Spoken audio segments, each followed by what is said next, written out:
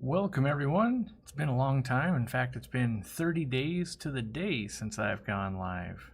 I haven't been slacking though, been very busy with the new fish room. So if you're missing those updates, consider becoming a member. If you're missing this live stream, watching after the fact, turn on those notifications, make sure they're turned on your app, make sure they're working. I know some people have some bugs and stuff like that, but it's the best way because as I'm always busy, I never know when I'm going to go live. So today is a Saturday night. Unusual, maybe some new people get to see. Maybe you're normally at work, I don't know. We're gonna take normal Q&A type questions. The more in depth, the better. And yeah, just kind of hang out. My camera was acting up because we moved the 800 gallons. So if I lift up the smoke and mirror curtains, right? Oh, that is. My wall is light green, so the green screen actually kind of works, or the green wall kind of works.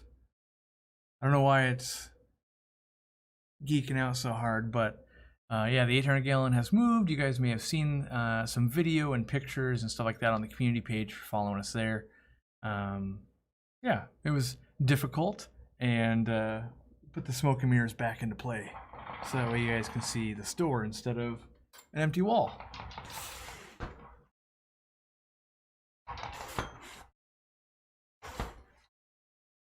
Once it settles down. Okay, here we go. So today, or last night, yesterday, I was told of some secret fish and animals I've been trying to get a hold of. I've now put a deposit on them. If they're able to be imported into the country, hopefully they will be mine. Not saying what they are yet because people ask when and where and why. Hopefully it'll just be a great video and a good story. So might have to get some new aquariums made, which not looking forward to that at all, but you know, I've been looking for this stuff for 10 plus years, and maybe the stars have aligned finally. So still lots to do in the new fish room. It's gonna take probably, I don't know, maybe another month is my guess, maybe a little longer. Most of the contractory type things are done, so now it's moving fish, moving the house, and lots and lots and lots of fine details. So, but we're going to jump into normal questions here. What are some good cold water monster fish? The ones I can think of off the top of my head would be something like a channel catfish. They do really well. Obviously koi and goldfish, sturgeon. I believe the paddlefish will go cool water. Like that's like ridiculous 8 feet type big, but trying to think of other very cool water that aren't cold water, like salmon, trout, all that kind of stuff. They have to go so cold that we normally have trouble keeping them in our aquarium. So the ones you can get though, I think are going to be mostly like Chinese hyphen banded sharks. That would be one. I think of other things that I know that I've sold or I can get a hold of that you'll be able to get a hold of too, because you can get sturgeon. They're about $50 and they're not advisable pets and they get way too big, but that is one option. I really think koi, I really like koi. I find them easier to keep than goldfish. I think they just have a better digestional tract to them. They do get very large, that's one of the problems. But, you know, stay tuned. If some of the fish come through, I'll have some cool alternatives for you as well. What do I recommend for, I can't pronounce the first name, but Compressiceps, basically Dimidiochromis Compressiceps. They're a hap that's about this big, very sloped head to them. I believe, let me Google it, but I used to call them, or I remember them as the Malawi Eyebiter, which is funny because they so rarely were that aggressive. But yeah, same fish. They get nice and colorful to them on the males. The females not so much, more of a silvery with a bar on them. But they're just a kind of a mid-water African cichlid hap. I found that they went fine with like peacocks and other Mabuna and other haps. Like if you want to do, man, my African stuff is starting to fade. But like dolphins, Morii, things like that, you know, the Electra cichlid, all of those types of things worked out really well. I'm sure they would hold their own against, I was going to say giraffe cats, but not giraffe cats. Venustus, also known as the giraffe cichlid. Yeah, I would just say that they're cool. They are predatory, if you will, but it's mostly eating smaller fish and not so much beating on things. But now that I've said that, I'm sure you'll have the world's worst hellion on your hands and be like, that guy lied to me. That's why I'm not selling them. But should be a good fish to enjoy. If you're going for that color though, I like a red empress more. Takes longer to get the color on the red empress, but unique fish for sure. How many fish will your totes, tanks, and tubs hold when you're finally operational at the new place? I have no idea. Hopefully lots. I've got well water, which is a nice boost. I'm really hoping that'll give me a little more hardness in the water, a little bit more pH in the water, and not having to worry about chlorine and extra chemicals. I think, I just got a reminder it's dinner time. That's right, I schedule my dinner time because I forget I work through it. But there's a lot. Dean and I were working yesterday, and he goes, there's going to be like, this place is huge. And I go, yeah, I know. It's going to actually be hard to fill up 55 100-gallon totes. And then there's 12 aquariums, 12 40-gallon breeders, the 800-gallon, and there'll be a 230-gallon. That's just to kind of start. There's a little more room after that where we could sneak in maybe another, like couple 125s or a couple like 50s. There's some spaces, but I don't want it to just be wall-to-wall aquarium. I realize there's a ton in there, but I kind of want it to be some room to grow, change. We can always take some totes out. We thought about that if we want more aquariums. There's a short wall. We could take 7 totes out and probably put in 30 more aquariums. But I also don't want to bite off more than I can chew. I really want to travel a bunch, hopefully as soon as kind of the world opens back up. And so a lot of that needs to be kind of automated. We got all the auto water change going. I want to automate at least 1 feeding a day, and just kind of have a handle on it. So if I have to leave for a week, 10 days, 2 weeks, something like that, that we don't just like totally revert in the fish room. And that's what happens with fish where you're having to hatch out live baby brines, so a lot of the egg layers and stuff. So initially, at least, we'll be focusing on live bearers, maybe corydoras, shrimp, snails, anything, rice fish, kind of self-raising type stuff, because it'll give me the leeway until either I get an employee in there, or my wife wants to start doing it, or we want to work on a automatic brine shrimp feeding system. I've got some ideas, but it's a lot of trial and error. So there's going to be quite a few iterations of just frustration first before we're able to pull that off. Who's best for your money for CO2? I feel like mid-tier regulators on Amazon, and part of the problem is it's not price, it's just kind of like, I don't know how to guide someone. You try some, don't buy the cheap ones, right? The cheapest ones, like buy one that's made for an actual tank, not like a paintball cylinder. Don't buy the Milwaukee one, that's kind of overpriced. And then there's like a bunch of other ones that probably are just gonna do you okay. Yes, there's like a 1 in 5 chance, maybe 1 in 6 chance you're gonna buy one that kind of craps out. But then the other 4 or 5 options, they'll probably just last you like 10 years with no problem. So honestly, that's kind of why we don't get into it. We have in the past, and we may in the future, but we need to be able to bring 100% reliability at that cheaper kind of midline price point. And we've definitely tested stuff, and we haven't found that sweet spot yet. We've gotten close a couple of times. I wonder if I have one. Do I have one? Let me see if I can get in trouble from Randy for showing stuff off. But I'm gonna see if I have one in the other room. I'll bring it back and I'll show you one of the tests that didn't work out. I think that's pretty safe. So I'll be right back. Yes, I'm wearing slippers.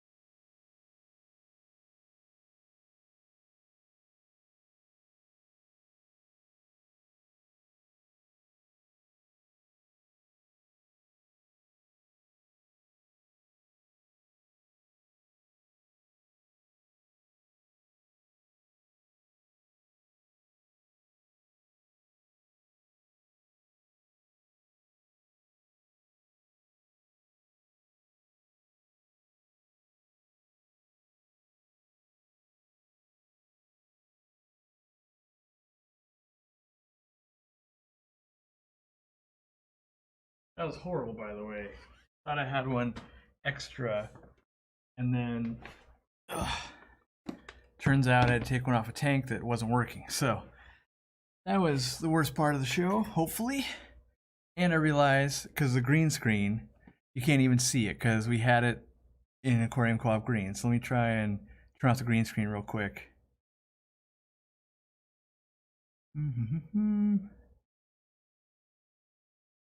That's not it at all. There we go. All right, so now you'll be able to see terrible green screen behind me. But this was how we were going to ship them. And, you know, so we had this nice case so nothing could get damaged. It came with extra gaskets. It would come with tools. Like, it was legit and like ready to go. But the quality just wasn't quite there for what, you know, for a device we're going to sell for over $100. It's really got to be there, and we got to offer a warranty on it. We got to help people with it. This is what it looked like right here. This is on a tank, obviously. But it was going to be cheap. That was the good thing, right? We had to buy a million of them, but I couldn't get it to work reliably. Out of the, like, all the units we were testing, it's like I set up a new one and go, this one, the needle valve wasn't as fine as I wanted. And then just in general, like hooking it up, this part, the solenoid power was not great. And this one actually stopped working on me altogether, and I didn't like the nut that it had here. So, you know, we do quite a bit of product testing.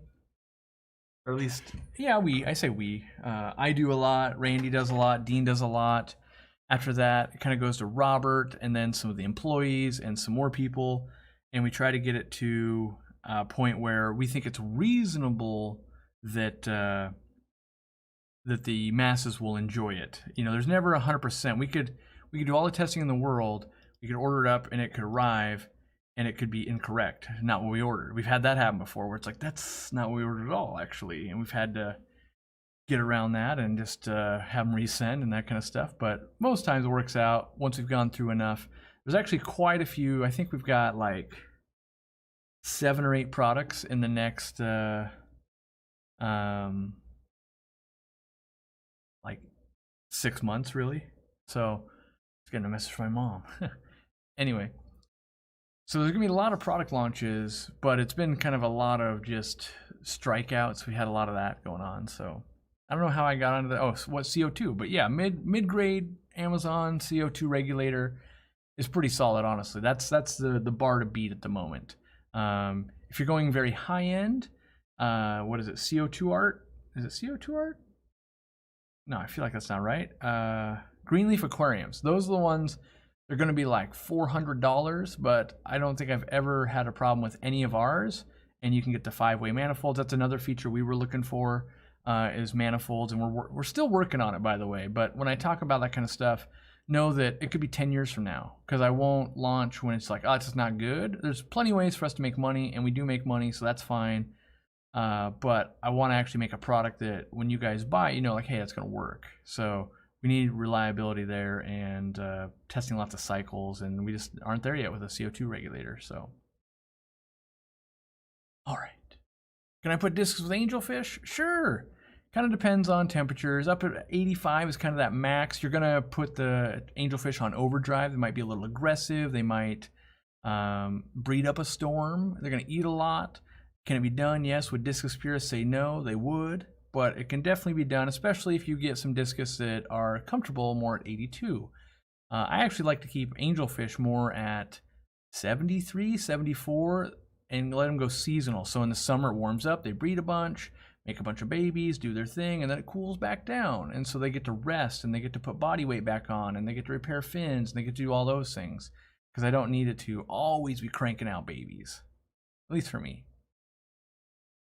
F-Zone is the best for the money for CO2 regulators. Yeah, they get good reviews, for sure. You know, definitely when we're developing a product too, we buy a lot of regulator, or not even regulator, a lot of products that we're testing against to go, is there something better? Is the quality better here? What can we do? What is their fault? We look at lots of reviews. just to see what people think is good and bad about stuff. Do we agree? Like, is that something people want? Is that something that people need? Are they willing to pay the extra money for that? Would they rather get it cheaper and not have that feature? Yeah, I personally haven't run one of the F-zone regulators through the gamut, and I'm always a little hesitant to recommend things because, well, you recommended it, Corey. Like, well, yeah, someone else said it was good, but someone else could say, you know, a terrible food is good, and it doesn't mean it will be. You might like it, I might not. Who knows? Everyone's setup is individual. So, all right, someone's got to go to work. Oof, I'm at work. How does that feel?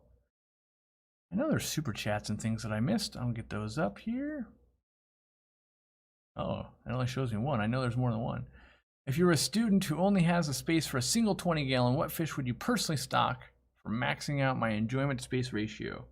I would keep a goldfish. And I know people are going to say, that's too small of a tank. Long term, that is definitely true. But if I was to just, you know, water change it a bunch, keep it, maybe you're until you're out of college, like that's 4 years, feed sparingly. It would save you a lot of money. It's easy to travel if you need to bring it back home, like if you can drive home. If any of those things matter, you can put it in a bucket with an air stone and go. It's a very easy to take care of, and you get a lot of enjoyment out of a goldfish, or at least I do. Would I ever run an Apex L on a freshwater tank? I don't even know what that is. I mean, is that the Apex automation system? Is that the new?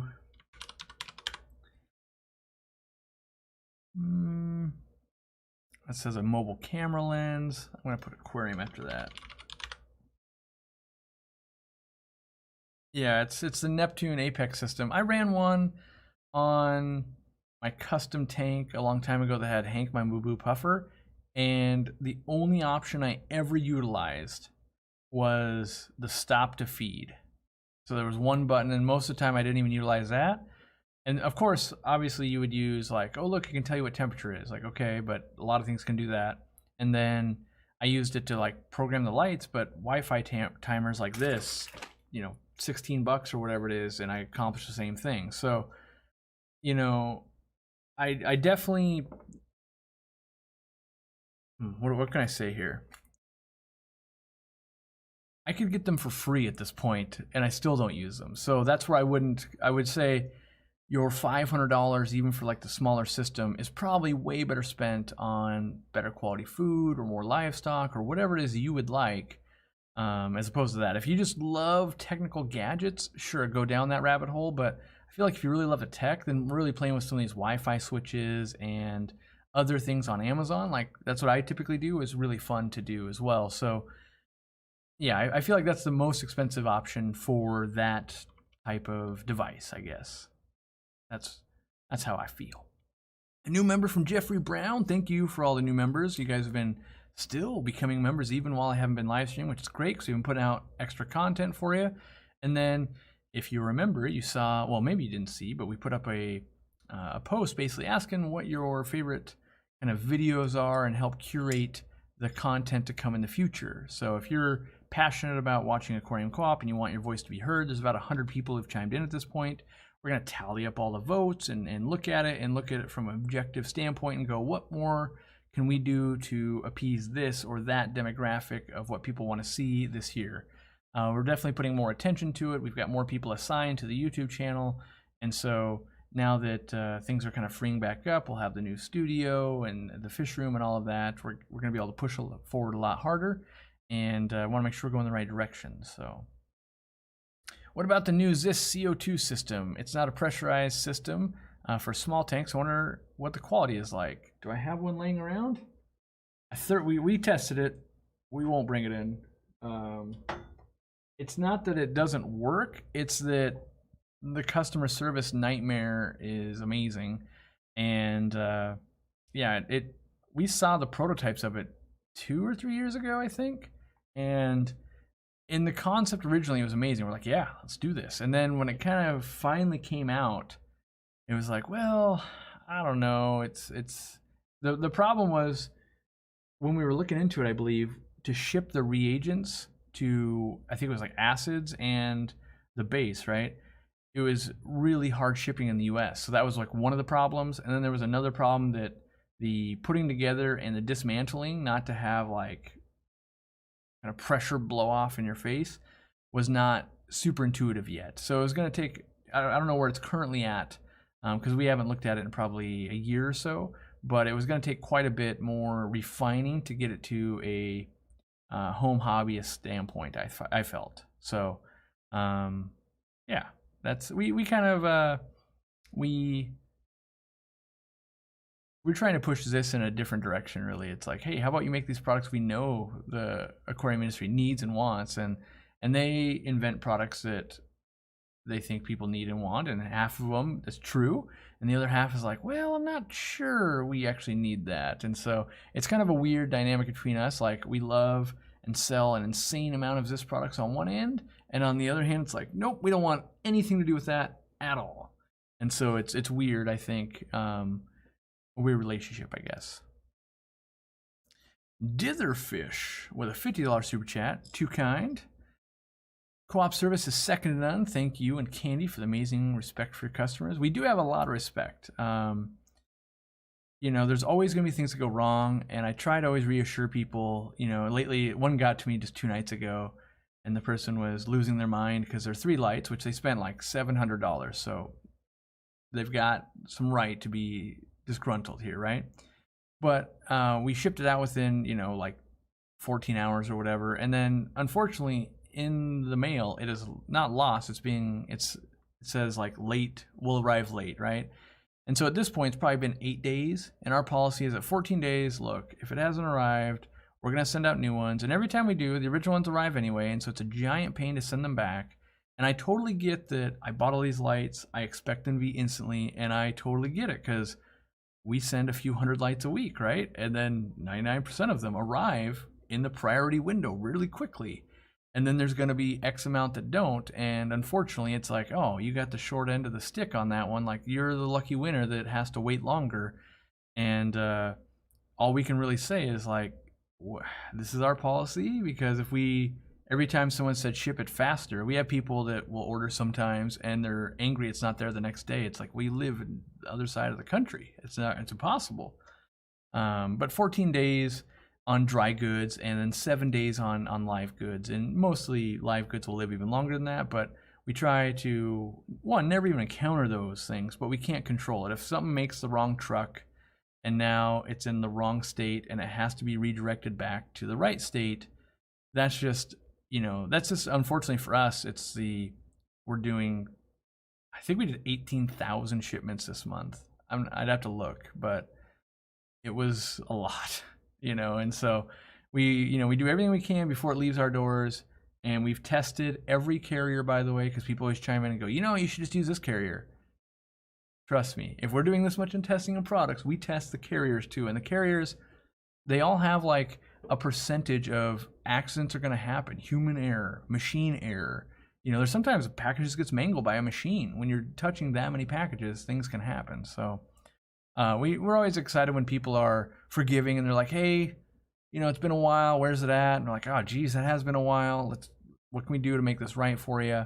And yeah, that's always our goal. Sometimes we can't reach an agreeable thing. Sometimes there's, you know, just no way to win for both parties. Not that we have to win, but sometimes the demands on the other end just are unacceptable. You know, like we run into a lot of apartments refusing packages, so we don't know what to do about that though. So that's not very fish related. Okie dokie. Starting my local river red spot darter and rainbow shiner aquarium, where should I sell my extra fry? If it was me, I would probably list on AquaBid. I've been shopping AquaBid a lot lately. I'm really looking for select fish that I want to bring into my fish room, and I still love it. I don't get any kickbacks or anything from it. You know, and what I like about it is usually 100% of the time when you sell on AquaBid, you're selling it to another hobbyist. Now, I think there's differences. There's people like just getting into the hobby. I don't consider them to be a hobbyist. And the hobbyist, though, at that next tier, right, that like I'm going to order off of like AquaBid, they're likely to keep them going. They're likely to be easier to deal with. Like, you ship them and then they put them into a cycled aquarium and they do well, as opposed to someone maybe brand new to the hobby doesn't have a cycled aquarium and now they're struggling, or maybe they don't have any live foods, or maybe they don't know much about the native fish. And so I just I really like selling there. I used to sell there a bunch, like 10 years ago now, and I still buy from there quite a bit. And I know a lot of the sellers on there because I've bought from them in the past, and I've just found that it's a decent community, and it tends to draw less trolls, if you will. Like, people are just kind of there to get fish, and they're genuinely interested in a fair deal and all of that. And it's less bargaining than like maybe a Facebook group, even though you can't sell on Facebook, or Craigslist or that kind of stuff. And if you just make way too many of them, sell them to your local store, or if you have a club, that can be a great thing too. But AquaBid, what I like is, like, people are there to buy. They go there, they're ready to buy, they're ready to put some money down. Your local club, they're there to buy too, but the cheap stuff, right? Not everyone, but a lot of stuff will go for very cheap. And, something like that might take you a lot of work to raise up. And so you can choose where you want to sell it. Sometimes for me, I just sell them at the store. Whatever people want to pay, like, do that for Robert. Sometimes I give fish away. That's fine too. I do it because I like raising the fish. If it can pay for their fish food, that's good enough for me. After that, I've definitely unloaded lots of free fish to other people and wholesalers before, like, hey, this need to go. I want to move on. I want to try something else. It's holding me up from buying the other fish from AquaBid that I want. I don't have a tank free. And Dean's done that sometimes too.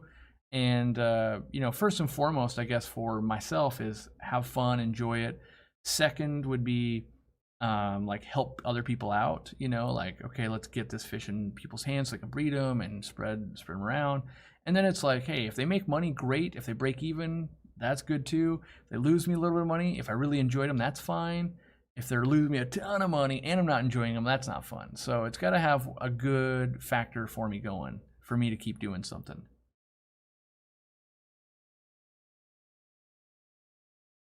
Placed 7 orders last month. That's 7 of 18,000. Well, thank you, Lonnie. Quality and care is seen in every package. That's one thing I would say is, over a span, we should be batting pretty good. There definitely has been a hard 6 months, the past 6 months, with weather, with COVID, with just all that stuff has made it exponentially harder to do what we do. But I think over a long period of time, you'll see, like, okay, consistently it is good. There can be a bad run here and there. Plants right now, people are like, the plants are a little small. It's like, yeah, it's nearly impossible to get a plant into the country at the moment. It's so expensive and there's so few flights, and so we're relying on Florida plants, and Florida has to grow them, and they can only grow them so fast. So let's say it used to be that 5 million plants came in a year before COVID. Now let's say it's less than 1 million. The supply is gone, and so now it's really hitting the Florida farmers hard. And so they're basically going, well, this company's willing to buy it smaller, we'll sell it to them. And so, but it's slowly starting to come back. We're looking at some special options to alleviate some of that pressure and things like that. So, there's always moving pieces to a business, as you guys can imagine, I would assume. When will we ship worldwide? I don't know. It seems to be delayed. Like, we got stuff ready to go to Canada, but Canada, like the Amazon warehouse we were going to ship to, got shut down from COVID, and it just seems to be one thing after another. We can't get substrate to save our lives right now. It's been a tough year to advance the business, I guess. And so we've just focused on products and doing what we do, and building out our team and training people, and trying to make the best content we can, not being able to leave the house. Like, if you go back 2 years, I was traveling 1 to 2 weekends every month to get you guys footage. And now I haven't been able to travel in over a year, so I'm really itching to get out there. I've been making plans, and there's lots of, things I'm excited to share with you guys, but it's all subject to, is it going to happen, right? And like, even if United States is already, let's say we're all COVID's over with, like Peru right now, it's not good. And so they're starting to book some Peruvian tours in August, but it's with a huge side of maybe, right? And so, I'm trying to line some stuff up and going, okay, well, I could earmark that. Does that make sense? Is that safe for me to go even at this point? And so, yeah, I do think we're going to be able to put out a lot of good stuff coming up, though. Best plans for protecting fry from parents, guppies, and rice fish in particular. Real dense plants. Guppy grass is a good one. Lots of Pogostemon stellatus octopus. Really dense carpets of cryptocorns can work with it as long as they go down low. But it's a density. Really thick Vallisneria works well, and mostly it's density. So any plant way overgrown and bushy in that tank is gonna help a ton. Whereas if you just buy any plant, you could buy any plant off my website and you'd be like, it's not working. It's like, well, it's not dense enough. You almost need it to be overgrown, so it's hard to get through.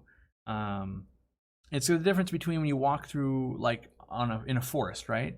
If you're on the path, it's easy walking, right? But as you get off the path, really overgrown. That overgrown that slows you down and you're gonna dip and weave and get through there, that's exactly what slows down the parents too. So the more of that you can create in that aquarium, the more fry you're gonna get. And so, you can do that with live plants. You can also do it with fake things like fake plants or Easter grass, which, by the way, that's one of the tips that you could do if you're a big breeder or you want to breed a lot of fish. After Easter, which is tomorrow, I believe, right?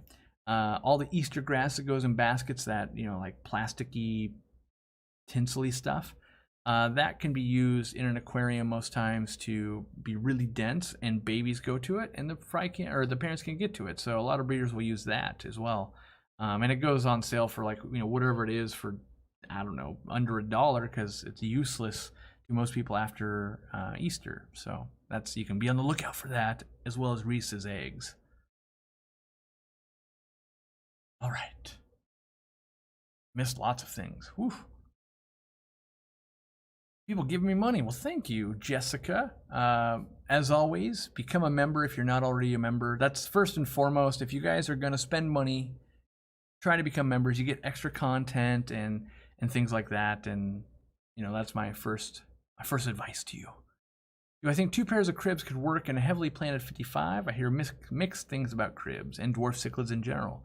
I do think it could work. Obviously, it's going to depend on how it's set up. If you've got a couple, like over here, you got a cave, and on the other side, you got a cave, and there's something in the middle so they don't see each other all the time, it can work.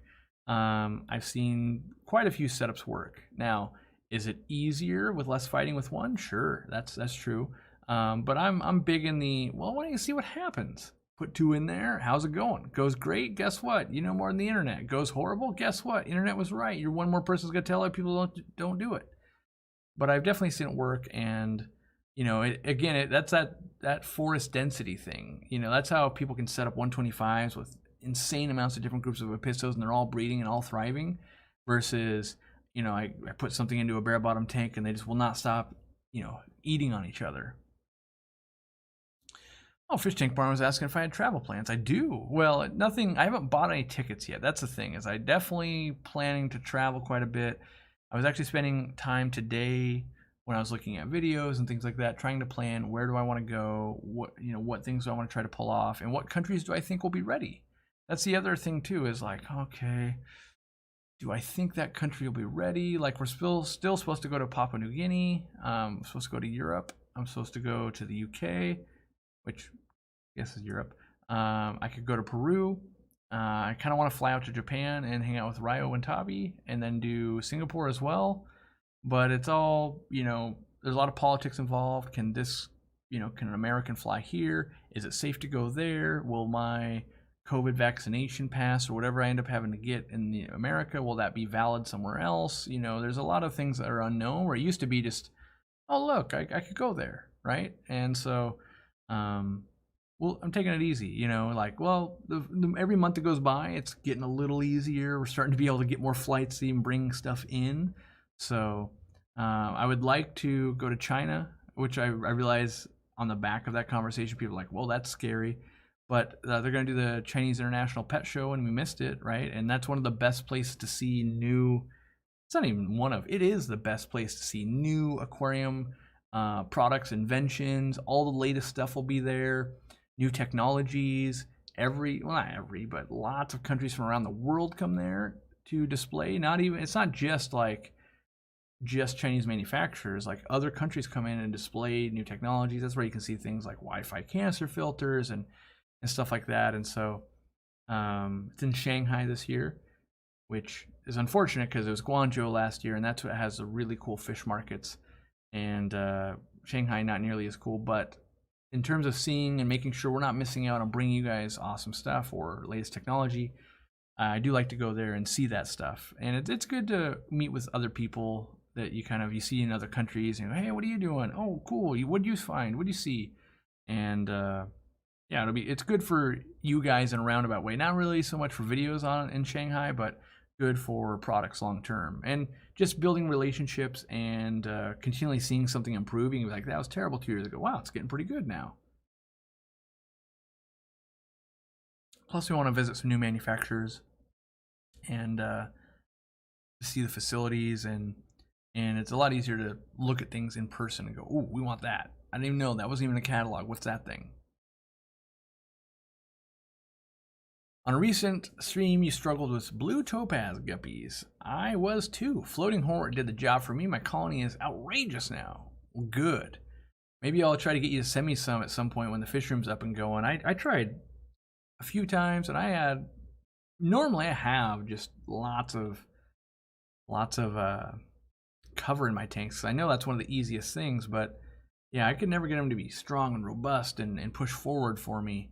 They were always on they would have babies and then you'd like lose an adult and babies and lose. And like at any one point, 2 years later, it's like I got 7 of these things. I started with 4, but it's like I should have 7 million of these by now. I got an oxalotl about a week ago and I haven't been able to get it to eat. I've tried night crawlers, carnivore pellets, brine shrimp, and even a mealworm. Ooh. What I would do is I would get some feeder white clouds, so like super baby ones that are like, I don't know what they are now because I don't sell feeder fish, but back in the day they were 10 for $1. They might be 3 for $1 now, but like real small ones. Let those live in there, and then also make sure your temperature's not too high. I would try to run at like 70, 72, and then if you can find live blackworms, try something like that. Otherwise, keep trying. Like try some frozen bloodworms, and the good news is like if you can get some Daphnia, try that. But if you get a little bit of fish in there, like those white clouds, they might be able to eat some of those bloodworms, so you don't have to worry about scooping out the rotting food. That can be problematic, and so especially when you're trying to get a fish to eat, or an oxalotl to eat, something to eat. If it's it's extra demoralizing when you put the food in, they don't eat it, and then you got to scoop it back out because like, oh, this is horrible. But if other fish are eating it, not so bad then. And typically those little white clouds won't affect the oxalotls at all. So, what's the best way to measure bubbles per second in CO2? Mostly it's like a bubble counter. You can do it at the diffuser as well if you can see it in there. But like on this bubble counter here. On this bubble counter, you would just use mineral oil, slows down the bubble a little bit, and it won't evaporate. You can watch the bubbles go through, but part of the problem with a bubble per second count is it's not all equal. Like if you say, oh, I run 2 bubbles per second, that only means something if 10 gallon, 100 gallon, 500 gallons, right? And so it can be a little bit difficult. I lost my train of thought, but yeah, there's not a better way other than using like a drop checker, but I don't like that either because I don't think aquariums need 30 parts per million CO2, and so I just think part of it is I got like some gunk in my eye right now. Part of the problem is I view CO2 like money. So if you look at CO2 in a drop checker and it's 30 parts per million, let's say that's $3,000 in your bank account. And you know that if I have $3,000 in my bank account, I'll always be good. Let's say that's a statement, right?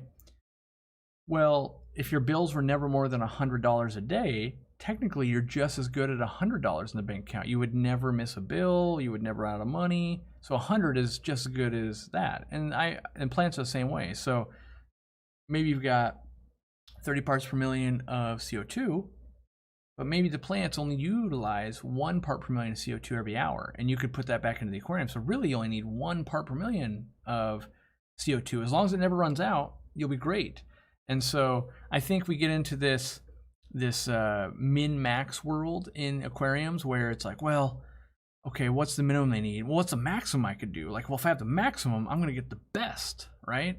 And so, but with that maximum, you're so close to going over max and getting a bad result, where if you run out, that's a bad result, right? So if we have max, we have minimum, right? A lot of people shoot for maximum. They're like, great, if I'm here, it's very unlikely I'm going to run out. And that's true. It's very unlikely you will run out. But if you're at 1 part per million, right, you're 1 part per million away from having, oh, not enough, and that's a bad result. If you're at 30 parts per million and you go to 31, you're also 1 part per million away from having a bad result. So imagine if you were like, oh, I'm at like 10 or 15. Like, I'm in this middle zone, so I'm pretty far away from down here, and I'm pretty far away from up here. And that's kind of where I want to live, is in that middle zone of like, oh, I don't even worry about it. I'm just in the middle zone. It's good. And I think that's what we should strive for. And that's why I don't really like drop checkers, because it's usually like, is it 30 or not? And so it's like, well, it's not 30. Well, that might be fine though. And so I usually watch my plants. Are they growing really well? Do they look good? Are they pearling? All those are signs that my plants are doing well, as opposed to, well, all my gadgets say it's not working. And it's like, well, but is it working? Right? Like, you know, and that's, to me, that's like someone cooking to taste. They really know. Like, people that cook a lot, they just cook to taste and they don't have to follow a recipe. Where if I cooked, I'd have to follow the recipe and I'd still screw it up, right? But I don't care whether my wife uses the recipe or not, because it tastes good at the end. And that's kind of, you know, for me in aquariums, that's the same thing. Like, I don't need to follow that exactly, because I just know, I can see, I can run a fish tank to taste and know it's going to work. And so if you're brand new to the hobby, maybe it makes sense to use drop checkers and stuff. But I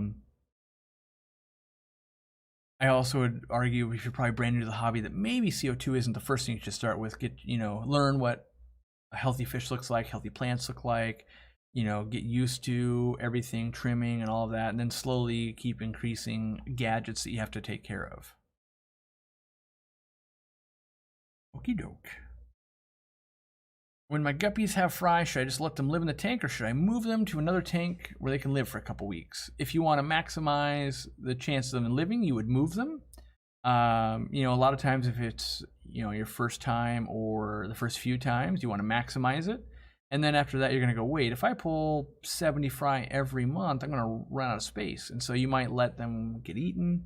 That's typically what I do. I colony breed, so they just keep making more and more in the same tank. Every once in a while, I'll bring some to the store, but I don't need 10,000 of them. I just need like 100 of them at any one point for me to look at and enjoy.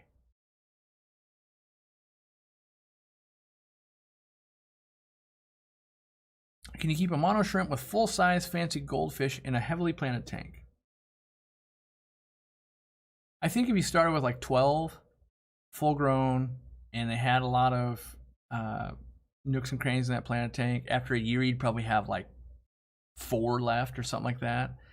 Like, I think every once in a while they're going to get one, but I think you could get some benefits from it. And it's not the worst thing if it was to eat one, right? It's not, it's just a crustacean, and in the wild, carp would eat crustaceans anyway. There'd be expensive snacks. Being that they're fancy goldfish, they're a little bit slower. They can't get back into the weeds as much. And so I think you've got a decent chance. And it's not like an autosynclus where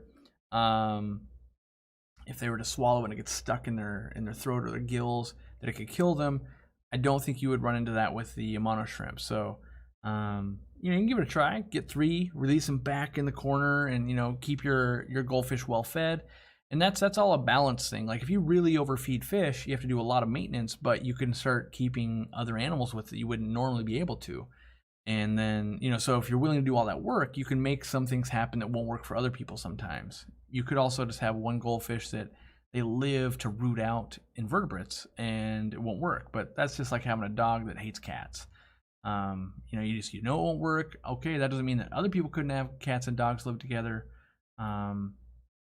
But worth a try, I would say, if you're interested. And that's the thing. I always encourage people, if this is something you're really interested in, go ahead and try it. Because when you ask the internet, you ask me, you're getting my opinion. When I tried it, because that's how I know, right? When Corey tried it, how'd it work? Oh, it's a train wreck. And so if my advice is a train wreck, that doesn't mean, you know, you already heard me, I can't cook. So if you ask Corey, like, well, how's homemade pizza? Oh, it's terrible. I can't make pizza to save my life. Like, you shouldn't walk away going, yes, no one should make pizza. You should just know, no, that guy, Corey, is terrible at making pizza.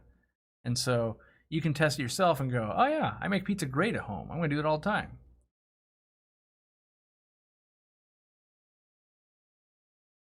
Welcome to the new members. Thinking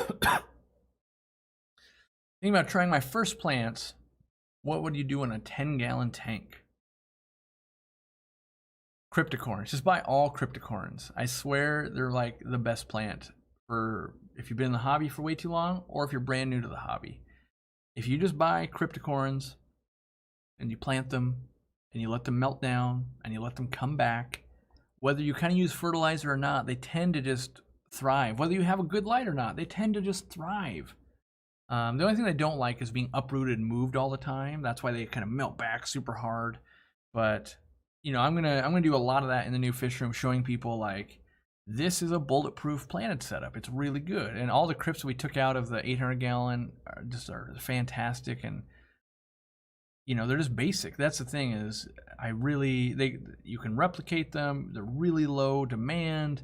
You could forget about them for a long time, and you just have more, and they'll just push forward outside of no nutrients at all. Like, you know, you got to be feeding the fish, and you got to have a decent load and all that, but they'll just do well.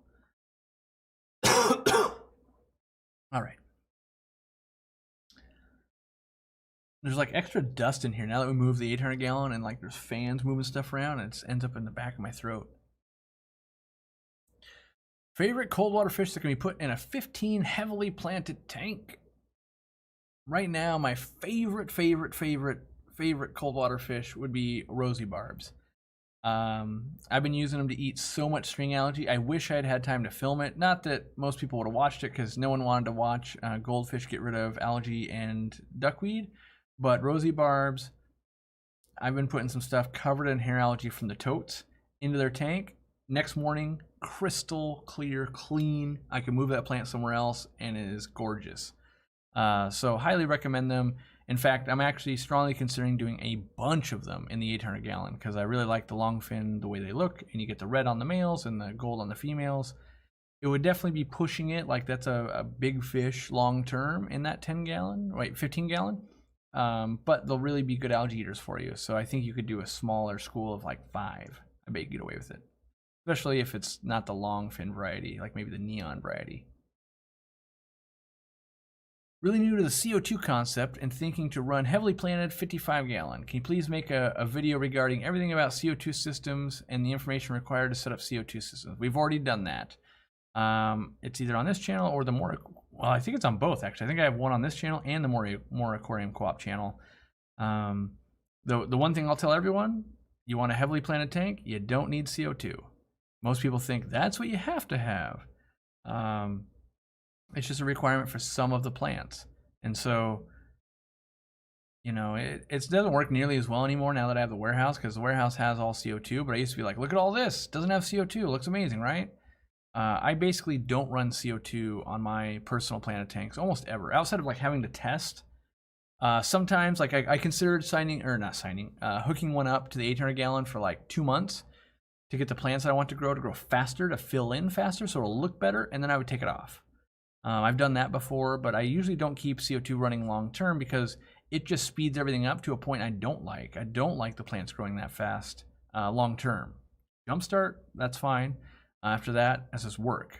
So I try to avoid extra work so I can spend it with fish. When you first set up a tank, what product do I use? If I'm being honest, I don't really use any products. Live plants or sponge filters from another tank, but mostly it's live plants. I have used like Fritz Turbo Start. I have used Fritzzyme 7. At this point, owning a store, a warehouse, and my own fish room, there's so much stuff that has to move. Like, I usually have extra sponge filters sitting around. They just jumpstart a tank. But when I don't have that, like if I'm going to set up I know when I set the store up, I use lots of Turbo 7 or Turbo 700 because I didn't have that many sponge filters cycled, and I put a piece of plant in every one, but I didn't have 100 aquariums worth of plants ready to go. But now that I have in my, business, let's say we have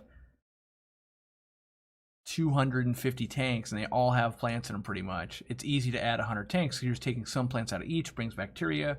Also, it'll bring a little bit of algae, which is good, and those plants themselves will digest some waste. So you have 3 different things helping you out. And if one of them takes hold, you're doing well. A 2-parter. Do I personally review resume submissions, and do I participate in the GSAS anymore? The GSAS is the Greater Seattle Aquarium Society. So first, no, I don't really review resumes anymore. If it's a position for someone who's going to work directly with me, I will, but only after usually Randy's gone through it. At this point, with us paying at least $20 per hour and our amazing benefits, when we post a job listing on Indeed, hundreds and hundreds, if not thousands, of candidates will apply. And then, he sorts based on who he thinks is going to be right for the job. Then he'll do telephone interviews with them, and then we'll do working trial days. And at some point, when we get serious on things, if it's a higher level position, I'll get involved. If it's a entry level position, we let our managers do that. But yeah,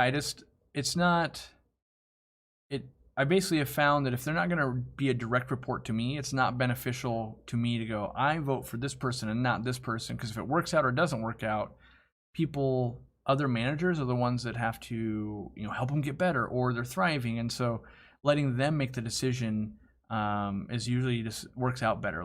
Because if I say I like this person and the managers choose someone else and we hire that person and they're not good, they're going to think oh, I wish I had hired the other person. Where if they get to make the choice, now they go, okay, well, I made this choice. I need to be the supporting role that I am there and help them to success, because that's my job, and it just makes it easier. As far as participating in the GSAS, not really. I do attend some of their online meetings. I do watch some of the messages and stuff like that, but just been really busy. And that kind of stemmed from when I was traveling a bunch. And then now, at this point, if I was going to be super active in a club, truth be told, I'm just thinking about doing an online club where we would have online meetings. We'd bring in guest speakers. Maybe it would be part of the YouTube membership or the website membership. And what other, kind of benefits could we give a club? Because the GSAS club is thriving, which is great. And if they weren't thriving, I would probably be a lot more involved trying to help get them back to thriving. But there's so many states or at least areas where people can't get to a local club, and I'd rather focus my energy on how do I help them be part of something. Our forum is a little bit of that. People have found their home kind of on the forum on aquariumcoop.com, but it's not suited perfectly. It's there's no trading there. There's no auctions. There's no speaker every month. There's no holiday party. There's a bunch of that stuff, and I definitely, within the last month, I've been thinking about if we were to take some kind of membership thing to the next level, I would have to hire someone that could oversee that. They would help schedule speakers. They would help just inquiries where, I made my payment didn't go through. Oh, I'm not getting this. This is happening. Where's my newsletter? Hey, this is going on. And so it would have to be a position we'd hire out, and then we'd have to figure out okay, our dues $20 a month, or what's it going to be to justify this person's salary and the plane tickets and all of that. And so that's one of the avenues I've thought about. If I don't get to travel this year, can we, if I can't travel and bring people to content, maybe we can work it out where we bring people to content kind of virtually if we have to. But I know I can't do it alone, because that's a lot of scheduling, and it needs to be semi-self-run, where it can't just be Corey does a thing every third Tuesday or every third Friday of the month. Corey's beholden to that. If that becomes the case, then that really hampers traveling and working on projects and things. So we need something that can, maybe it's beneficial if I'm involved, right? But can also stand alone, so it doesn't fall down if I get too busy or I want to focus on something else for a while. And that's kind of the way I work. Is I focus really hard on something, and then I focus really hard on something, and I focus really hard on something, and other things get handed off to other people that report directly to me, so I can ask them like, "Hey, how's that still going? Do we need help there? Are we doing good?" And that's how I am able to scale my time, because I have to be in front of a camera. There's, we've tried to put more people in front of the camera, and it works out. But if I get too far away from the camera, so to speak, we can definitely see like, hey, where's Corey? Why aren't we doing these videos? What's going on? And so I'm always within earshot of like, I gotta go back and get in front of a camera and film. And so I can't get too deep into some of these projects, and so we have to find the right person to spearhead that project. And then allow me to kind of come in and I make these decisions, and it can be really hard to work with me because it's like, no, this is the way we're gonna do it. But this way I planned this way. Like, nope, we're doing it this way. And it's because I'm in tune with you guys, and so I already know that's not gonna work. That's not gonna fly. And so we'll have to do it the harder way. And so that holds us back sometimes. All right. How do you balance a planet tank? My first advice, get a timer for your light. So at least that is a constant thing every day. Start at maybe 8 or 10 hours, one of those two, somewhere in there. Then get your fertilizer. If you're using an all-in-one like Easy Green, or maybe you're using Tropicas or whoever's you're going to use, dose it so you have always 20 parts per million nitrates, and most of it's derived from the fertilizer. And that should give you a decent balance. Now, if it's a brand new tank, sometimes you'll get gravel or substrate or sand leaching in some extra phosphates. Maybe you can feed in really low quality food, that can do it. Maybe you're ridiculously overstocked, that could happen also. But all it takes, most people that are newer to plant tanks don't realize, like, one day of the light being on extra 3 or 4 hours could be a lot of algae, right? Overfeeding one time can be a lot of extra algae. And so planet tanks really come into balance when they get repetition of the same thing over and over and over and over and over again. Plants will adapt, and the fish adapt. And once everything's adapted, it gets in line.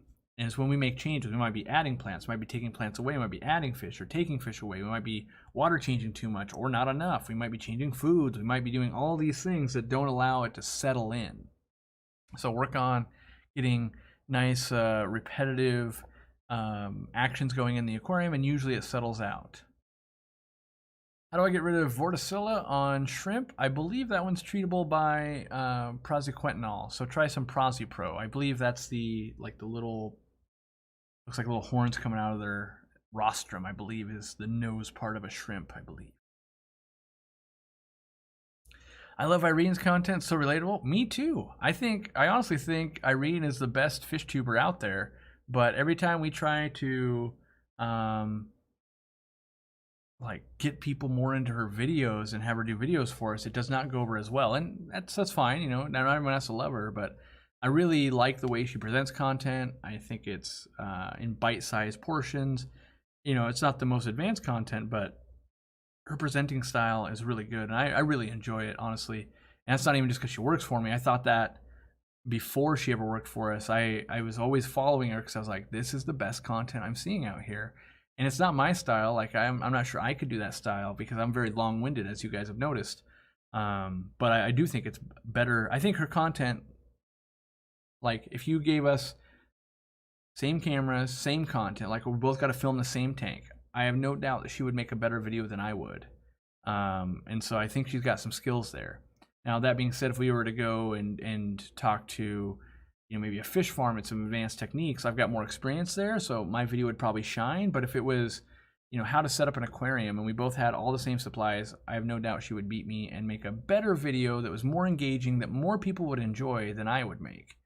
So that's why I admire her content, honestly. And I'm glad to see a lot of other people do too. Not everyone does, unfortunately, but nevertheless, she works for us, and she'll still remain in our arsenal and keep making videos for stuff that we, technical stuff, that kind of stuff.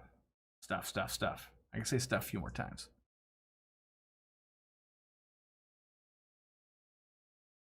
All right.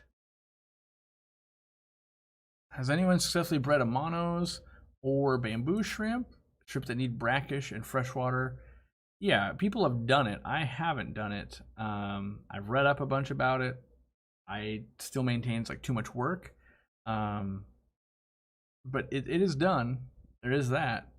I don't know what to say there other than like, yep, it can be done. It's kind of like living off grid or something. It's like, well, you could do it. I don't know. I mean, life's kind of just easier not living off grid, and most people won't do it. But yes, there are people that are doing it. No one probably watching this live stream. I mean, you could be off the grid and watch this live stream, I suppose. But yeah, it's difficulty is prohibitive to why you would do it. It's mostly like research labs will do it, and every once in a while someone will do it to like put a badge on their their shirt and just be like, look, I did that. But no one repeats it because it's like, that was so much work, it was stupid. And so kind of done at farm level. What was it? One of the reasons I want to go back to Israel is one of the farms we went to, he had 10 farms. We only got to see one. But one of the farms did breed Amano shrimp, and I think that'd be cool to show just like what massive scale that is to do it on a production level. Your fish stress excessively when lights turn on and off? I notice mine panic and dart around when I turn them off for the night. Yeah, I would say so. I would say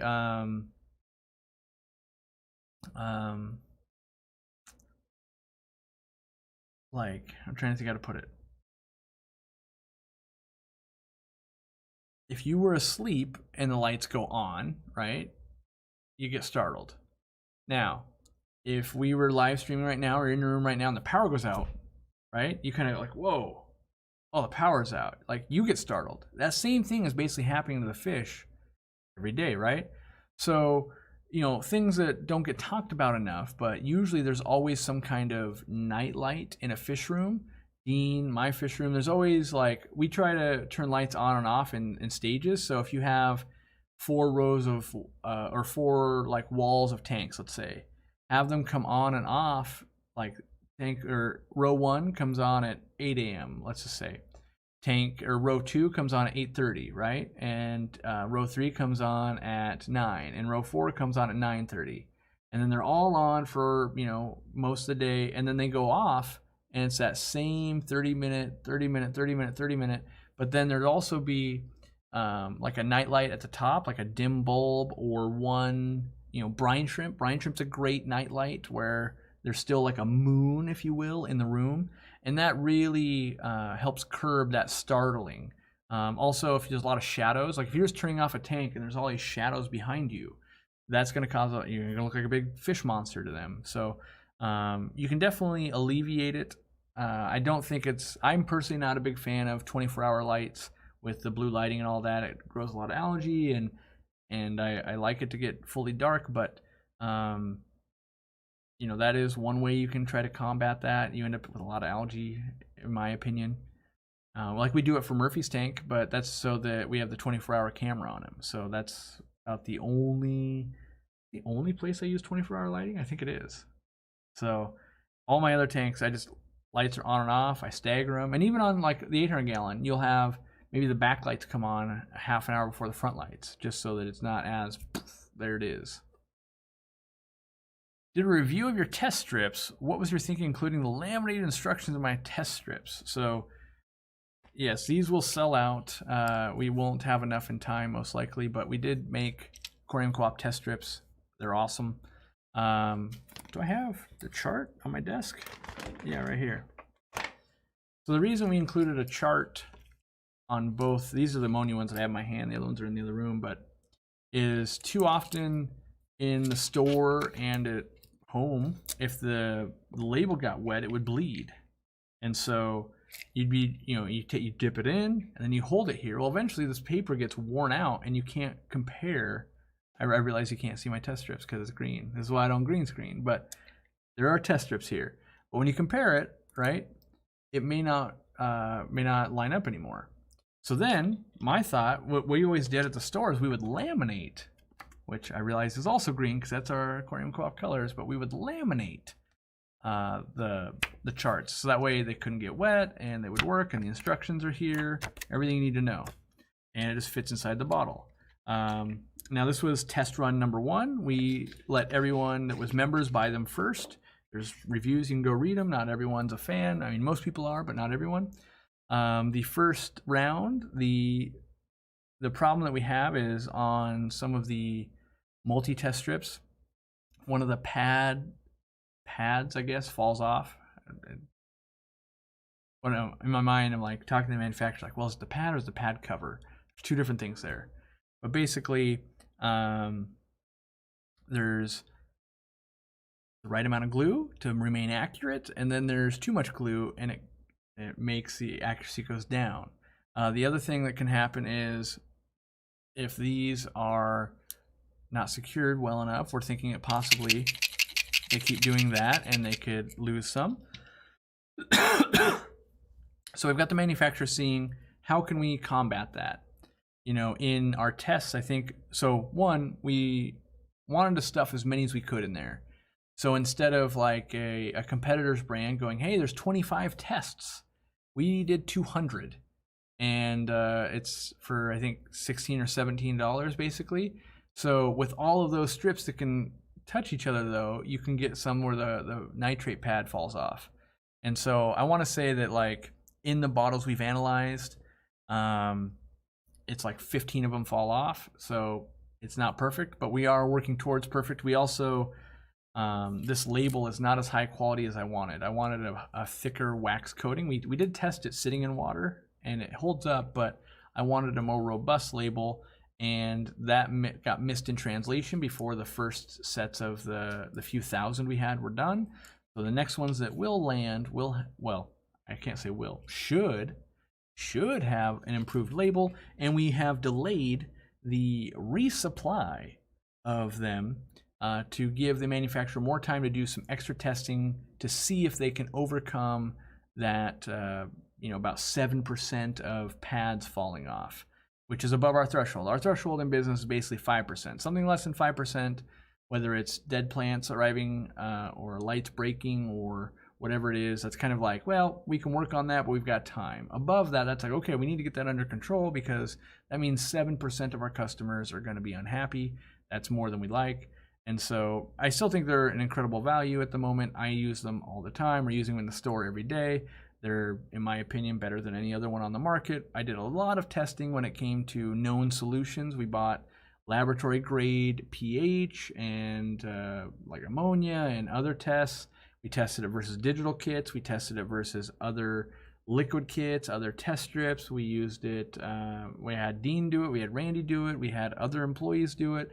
We tested them in the store. We didn't, you know, we just had like a basic bottle that people wouldn't know what brand they were, and we were using them in the store, and everyone was getting accurate results, and we liked it, and we did all that, and that took months and months and months. So yeah, we just got a little thing to work out, but that's how we came up with the laminated card. That was one of the improvements. Whenever I look at a product, I go, well, if Aquariumcoop's going to do this product, how do we make it better? And if I know that we make these laminated cards for our warehouse and our store and all of that all the time, right? Then why wouldn't we include one of those in every bottle? So we do. We include one in every bottle. We've got some other maybe upgrades that are coming. I don't want to say they're for sure going to happen because we're testing to see if they can happen. So yeah, it's one of those things that this product I believe is good, and it might be able to get better. And so we're going to explore that without making sure it doesn't go worse, right? Like, I could easily make it like, oh, the pads will never fall off. It also doesn't have accurate results. Like, that doesn't move in the right direction. So how can you tell the difference between a male and female Severum? Usually it's body size. Maybe a little bit of rounding on the anal fin, but I haven't done enough to like spot them from across the room going, oh, male, female. Alrighty do. We need a complete plan of test strip for all the minerals. I went down that rabbit hole, and the problem is with a test strip, the minimum result I could find from any manufacturer was 50 parts per million, and typically we want 0.5 to 1 part per million of ammonia in our water. And I also looked at copper, I also looked at some other ones, and everything couldn't really happen in a test strip. They can happen in liquid kits because you can dilute things, but in the test strip there was no other things I could really add that would have been meaningful. And so we definitely tried to go, well, can we do this? No. Okay, can we do this? Nope. And yeah, so it was tried to make it even better. But why did we stop selling ONIP tabs? In our testing, the quality went down when they moved over to the natural version, and also the prices went up. So double whammy there. But that's why old live stream, we showed the comparison videos, and some people have said that they've gotten better now. They came to us and said, hey, we improved the formula and we tested it, and it was the exact same as it was when we thought it wasn't good. So we've chose not to carry it. And yeah, and it's also one of those things too that we don't have to carry everything. In fact, we carry very few things compared to a lot of, you know, Amazon and competitors, right? I think we only have 260 some products, which sounds like a lot, but when you compare it to most online stores, they sell a lot more. And it's like, we really want to be able to stand behind, you know, build quality or quality of food or whatever it is. And then also, like, we kind of consider we got to go 110% on customer service and all of those things. And so if the product itself is already having some problems, we're going to find it a hard time to, like, please our customer. So we tend to back off. And for us, it's kind of, well, if we identify a problem and the customer identify a problem, let's go to the manufacturer, see if they can make it better. If they refuse to make something better or don't acknowledge why something's not working, then if we think the product's really good, maybe we can make it better. If not, or if we just go, oh, that's just kind of a niche product, we're not going to touch it, then maybe we drop it. But, you know, we try to make everything better that we can, and not everything's made to be better all the time. And sometimes it's like, well, in 10 years, maybe we can do it then. So it's all, you know, we got to pick our battles. What was someone asking me? Oh, is the Easy Feeder ever coming back? No, but we're working on, as I'm dubbing it, Easy Feeder 2.0. So the original won't be coming back because the manufacturer couldn't get the problem that we had. They could never get rid of it for us. So we're going to go with a different style. I honestly think now it's better. Like, you know, of course, technology moved along. It's been like 2 years, and we've really been looking at it and trying it. Plus, I've had more time this year. So I think we've got it, though. It's on my desk, actually. Well, at least one of the versions. The version we're actually going to go with is another version of it. That's the other thing that slows down, is like, well, it's almost there, but make sure we get the next version. Let's make sure we get the next version. And it's just simple things like the latest thing, the latest version is we wanted to go from a 24-hour format to a 12-hour format. So instead of you having to say, oh, it's 6 o'clock, put 1800 hours, we want you to be able to put just 6 p.m., right? So, you know, stuff like that. And then we have to get a new one in. We have to test it, update our instructions that we're going to write for it, all that kind of stuff. And so that was like, it sounds like a very minor change, but you end up changing the programming in it and all of that. And so it takes a lot of testing, actually, to make that thing happen. I'm so in trouble for leaking stuff. I as long as I don't say when it's coming. I think everyone's lived through COVID now to know that, like, just because something's on the way doesn't mean it's going to get here. It could take a year. Like, it's some of this stuff, like, to get a substrate, we paid for substrate back in July, and it still hasn't arrived. So we're talking like nearly a year delay on stuff. So just because I'm talking about it now doesn't mean it's going to happen. It could happen tomorrow. Like, well, great, it's here, right? But things are really slow moving through the systems. So, you know, everyone should just know, hey, he's working on it. Maybe it'll come out. And there could still be, you know, oh, there's last minute. Nope, can't do it. So there's always that possibility. I've killed way too many projects that everyone else is all gung-ho on. I'm like, nope, we gotta, this last step, gotta do the last step. We can find someone that can fix that. And so it just takes longer. I can't remember who does the after show. Oh, after show. Someone said after shower. I was like, wait, is there a thing? Like, my streams are so, like, dirty and disgusting. You got to shower when you're done. I normally don't stream on Saturdays, so I have no idea if someone is streaming right now or will be streaming after me. I have no idea. So, you know if you can keep leopard danios in a 10-gallon? Yeah, I would say you could. Aqua Advisor says it's fine. My brother says not so sure. I think you can. You know, you won't be able to mix too many other fish and, you know, get a school of them, maybe get some floating plants in there. I do think you could. That being said, your brother might have had a bad experience, and, you know, don't hesitate to listen to people you know. You might go, oh, in our water it doesn't work, or oh, and this is not going to work, or this. Yeah, I think you'll be okay, though. New members. All right. Just want to say thank you to the co-op for all the great things you do. Well, thank you, Dustin. Do assorted guppies usually sell better for you in the store opposed to specific strains that are hard to get a hold of? It depends. Like, if we're comparing money, they're probably about equal. If we're comparing the amount sold, we sell way more assorted than we do, like, pairs, right? So, depends on what you want to do. I prefer breeding kind of mutt. I breed them all, really, but I really enjoy a tank of mutts or assorteds. I think it looks really good. Do I recommend weekend feeders for spring break? No. Any brand that work better than others? The ones that are the best, I think, are Zoom Ed ones. But if you're only going to be gone for like 3, 4, 5, 6 days, don't even worry. Like, official. I mean, I almost did a stream 3 weeks ago or something where I was like ready to rant at someone. And it was basically, just because we don't feed our fish, it doesn't mean they're not eating. Fish are breeding every day, so they're eating eggs. They're eating live bearer babies, if there's those. Infusoria, little crustaceans. They might be eating snail eggs. They might be eating snail babies. They might be eating shrimp babies if you have them. They might be eating algae. There's all this stuff all the time, whether we feed an aquarium or not, right? So imagine, right, that you've got 5 cans of food in your pantry that you don't really like, right? It's like, well, unsweetened yams and like sweet corn. I mean, actually sweet corn's good, but you know, pick 5 random cans of stuff that's like always in the back, and you're like, yeah, I'll take this, I'll take this, I'll take this. We're having this for dinner. We're gonna do this, and then eventually you run out of food, right? You can eat that, and it is food, right? And if you were, you know, snowstorm, you're snowed in, you're gonna eat it.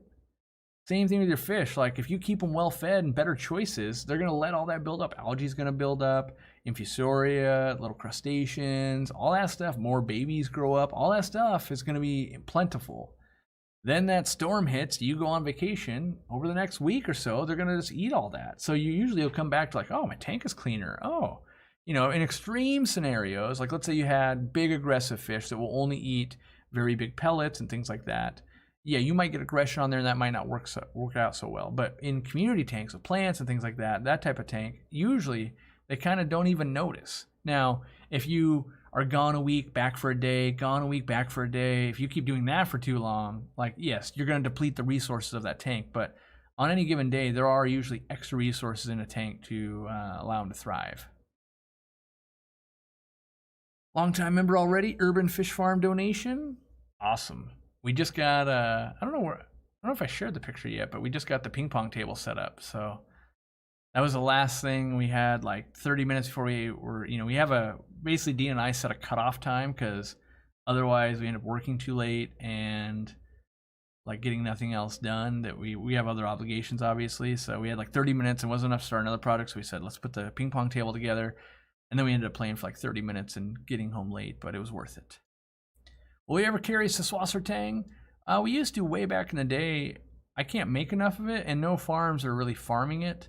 If we get a farm that'll farm it, we'll definitely sell it. We used to bring it in mats too, but it would be like, here's 27 of them. Like, cool, we sold that. Oh, we sold it out in an hour and 11 minutes. Okay, now we go at least another month without getting any more. So we definitely need people to amp up that production for us. Will we ever carry reef and saltwater supplies? Not while I'm alive. I just believe that if I was to start carrying other types of supplies, it would deviate me from focusing on the freshwater hobby. And I think there's still so much more we can do in the freshwater hobby, all of us, not just me. And I think if all of a sudden it's like, well, yeah, I can make dog sweaters. I could make a protein skimmer, right? But then I wouldn't be going, well, I could upgrade test strips. Oh, I could make a feeder. Oh, I could do this. I could do that. And so as much as I want to do all these other things, like, nope, laser focus and try to just make one thing better. If you're a video game player or a gamer, instead of making alternate characters to play, just keep always making the one better. That's my motto, just keep making the one. Like in games I do that, but in business, like just keep making the one your character more stronger and better. Just keep doing it better, better, better, better. You'll get all the things. Next taco trip is on me. I have a feeling I'm going to be going out to see Twin City Guppies this year, I hope. It's on my destination list. I know he's got some guppy stuff in the works that I want to see, and I got a whole fish room of guppies to fill, so it sounds like a match. How long should ICX be used? Typically 5-ish days. If you're not getting really dramatically improved results after 5 days, you might not have ick or something's going on preventing it. But about 5 days. You might have to go a little longer. Like it might be 5 days and like it's almost gone. I'll treat another day or two. But after like 5 days, you should really know. What do I think the next trend in fish keeping is? I think it's going to be anti-technology. Honestly, I think it's going to be people want simple in their lives. So I think low-tech planet tanks. There's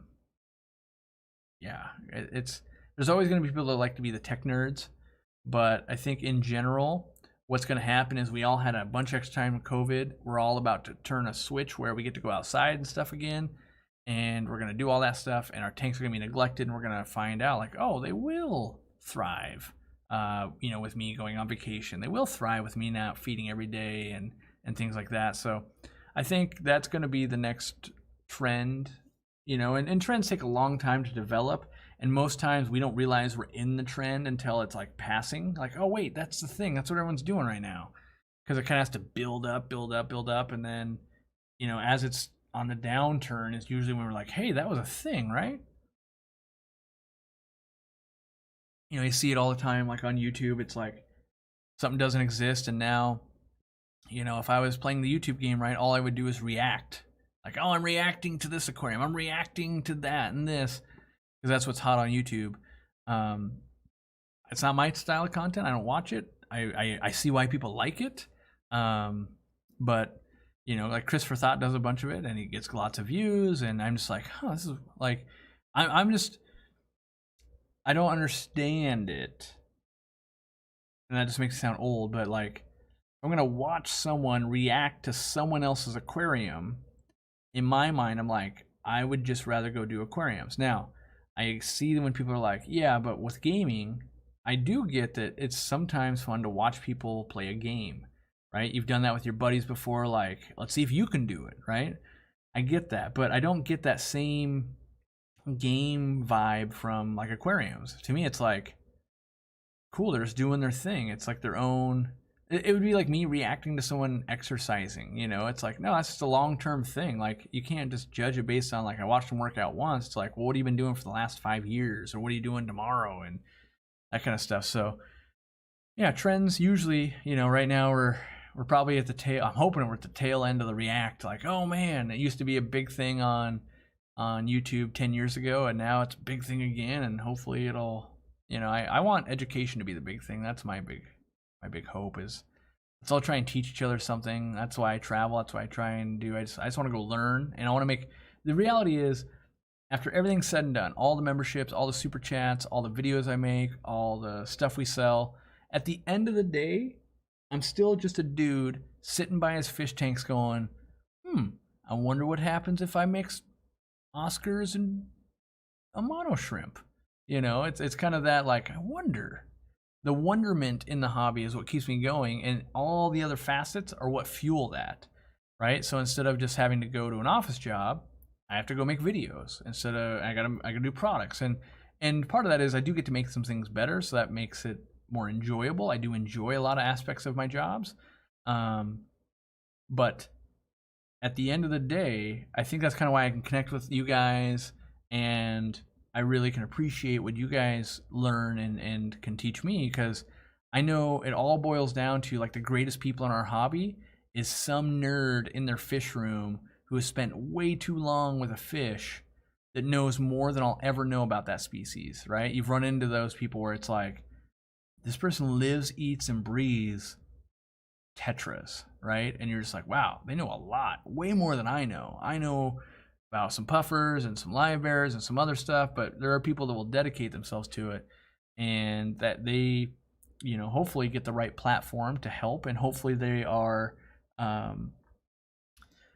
like not nefarious when they get that platform. So like maybe you get the notoriety, and then it's not just like, well, just make money at any cost. Instead, it's like, well, now I've got the platform to speak the knowledge I've learned about breeding this fish that no one had bred before, right? And you hope it's not, well, buy the $50 guide to breed this fish. Instead, you hope they share it willingly, so that the next person will share willingly, and that we all can learn from each other. And free tacos. I do it for that too. According to your test strips, my tap water GH is over 300 parts per million. What problems might I deal with, and what should I consider? Should I consider supplementing with RO water, and will plants and fish adjust? I myself wouldn't try too hard to change the water. Your plants will already adjust it, right? So part of it is, if you start with 300 parts per million, they're going to consume some of it that's going to be in the water. Over time, your KH will go down, right? If you're doing water changes all the time, it's going to replenish that KH. So plants are kind of the solution to everything anyway. Outside of, if you have way too low parameters, then they can consume everything, and you got to actually do water changes. But I probably wouldn't do much. I think you're, as long as your pH and your hardness and that kind of stuff is within the realm. That doesn't have to be just right, but in the realm of what's acceptable, I think you'll do just fine. If you're this far in the video, you should subscribe if you haven't already. We've been going through with the new people we have working on the channel. It's staggering how many people never subscribe, and it's honestly what blew my mind that we found on Thursday is that only 300,000 subscribers. So right, we have almost 600,000 people who are subscribed to the channel. Only half of you have ever watched our video in China that has 8.4 million views. So it's like, okay, how do we make, this is some of the best content we've ever done. I really like those videos, and I think they're fascinating. And there's lots of other videos like that too, but it's like, how is only half of the people that have ever subscribed to this channel ever seen our biggest content ever? And what can we do to surface some of, maybe a filtration video we think is really good? And so, if we have 8.4 million views, right, on that video, and 300,000 of our subscribers have watched it, that means there's 8.1 million people that never subscribed.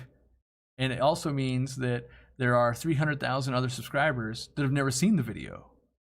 That's a crazy thing to think about. So, become a subscriber, watch more stuff. I'm going to try to put better stuff in front of your guys' eyes as often as I can.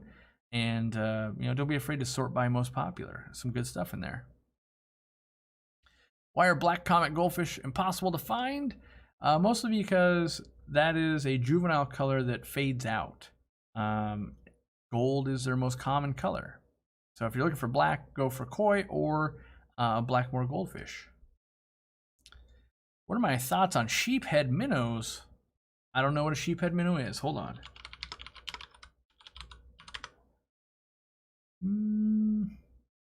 I've never seen this fish. Oh, it's a pupfish. I see. I honestly know so little about pupfish. I think most of them are close to extinct, right? Or at least a bunch of them are from the desert. Dang it, I feel like I'm totally wasting your super chat because I don't know anything about it. Well, there you go. Maybe it's worth the $10 to stump the wizard. What time is it? 8:13. How long have I been live? An hour and a half. Okay. I told myself I was only gonna do an hour. And here I am already at an hour and a half.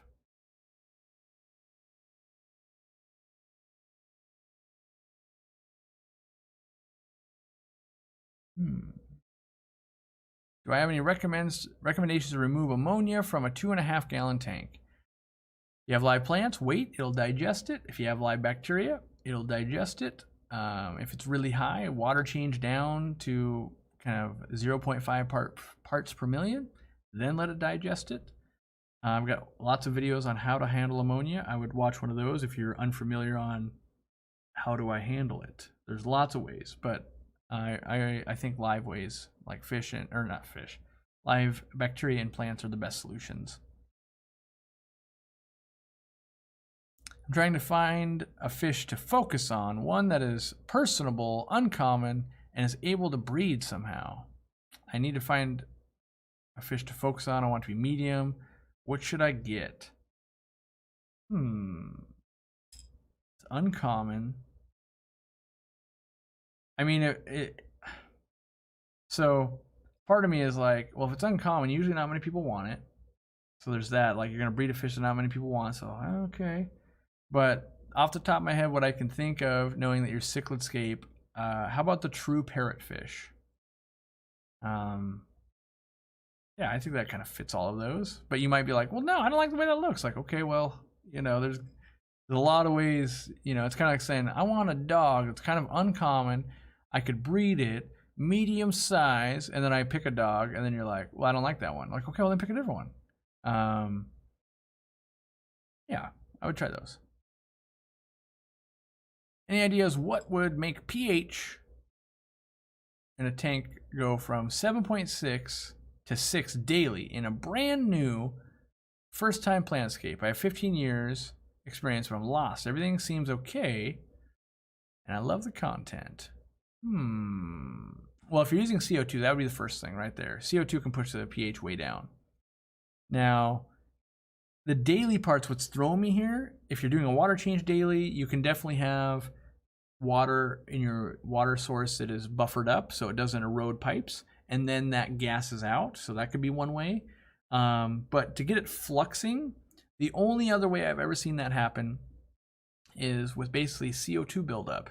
And so if you don't have an air stone going, or maybe really low filtration or something,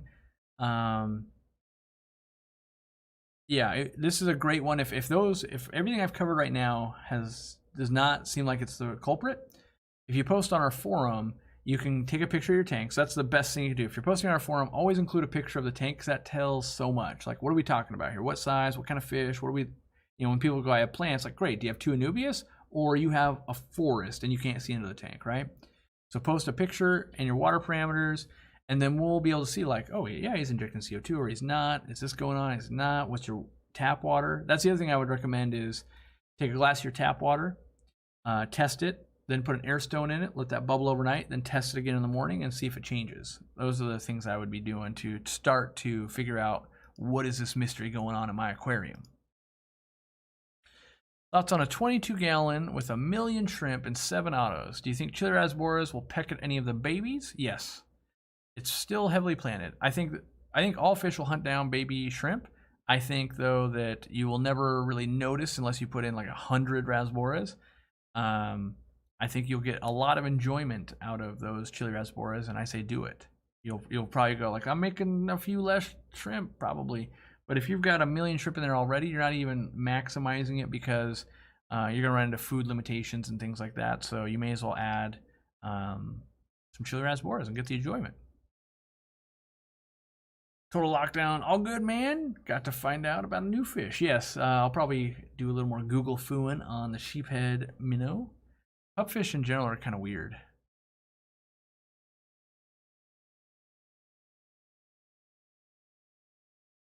Any pink flamingo crypts coming in soon? I don't know. It's been incredibly hard to get stuff to come into the country, and very expensive. The last time we had heavy losses, honestly. So we've been gun shy, so to speak, to bring in more. We've switched airline carriers. We've tried a few different things now.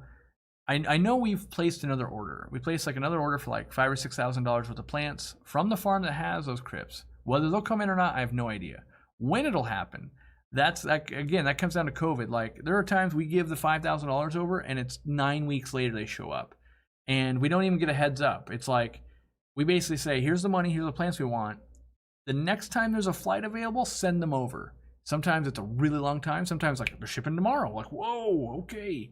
So it's really unpredictable for us, and it makes it kind of dangerous, because we could overstock.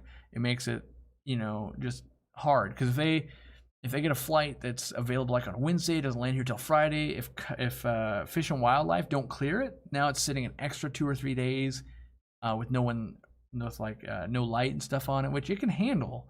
But with some of the sensitive species, and you're risking a lot of money, you just don't want, in a perfect world, it'd be out of water for 10 minutes and then into my tanks, and like, all right, it's growing, doing well.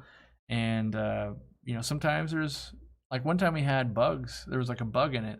They had to send it away to get it analyzed, and then when they got the report back, they're like, yeah, it's just a bug that no one cares about, let it go. But we had to wait for the lab analysis to come back. So there's always like, we wouldn't want them to ship on a weird day, they land on a Friday, they don't get inspected, then it comes Monday, they find a bug, then they got sent out for the lab. Now it's been like 9 days out of the water. It's like, ooh, some of that stuff, if it's too hot anywhere, that could be a problem. Too cold anywhere, that could be a problem. So we like it when it's much more clockwork. When we're kind of gambling that money from out of the country, really. Does Candy work for Aquarium Co-op?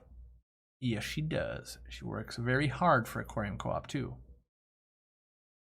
What's my opinion on the dry start method? I think it is the best way to waste a month and a half of your time. I've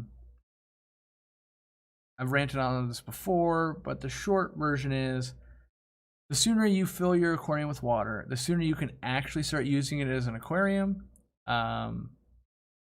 I like to have submerged growth as soon as possible. I like to develop the bacteria as soon as possible. I'm a fish keeper, not a plant keeper. I mean, I keep lots of plants, and I love plants. I'm a fish keeper first. And so, what I hate to see is someone who grows out this luscious carpet, looking amazing, and then they flood it for the first time, and they don't know what they're doing, and they kill it all, and they're like, I just wasted 2.5 months of my life. Like, oof, that hurts. But I'm never in a rush either. Like, I don't need to get ready for competitions, right? I don't have to do any of that.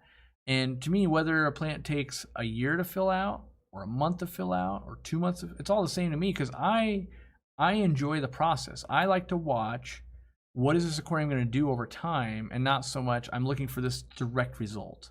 I'm mostly going, I wonder what would happen if I do this. Let's see what happens. That's my enjoyment. And I think most people enjoy that without knowing it. They get a lot of enjoyment, like, oh my gosh, there's babies. Oh wow, this is happening. I didn't know that. But if you always knew what the result was going to be, it's not very fun anymore. For me. My daughter's fantail floats after each time it eats its fed flakes. We don't let the flakes float. I release them under the water. In my personal opinion, the floating food and goldfish thing is a myth anyway. Now, that being said, it could be low quality flake. Sometimes fish have reactions to things as well. If you've been in the goldfish scene for a long time, you'll notice that like foods come in and out of favor all the time. They, like what was the one that was like really? It was like Goldfish Gold or something. It was stupid expensive, and it was like, it will never bloat your goldfish. It'll never give swim bladder problems. All of this, and then you would just get people pop up like, I fed it and I got swim bladder problem. What's the deal? And then they'd be like, you must be doing something wrong. It's water parameters, this and that. Like, the reality is, things happen to fish all the time. There are so many factors in all of our aquariums.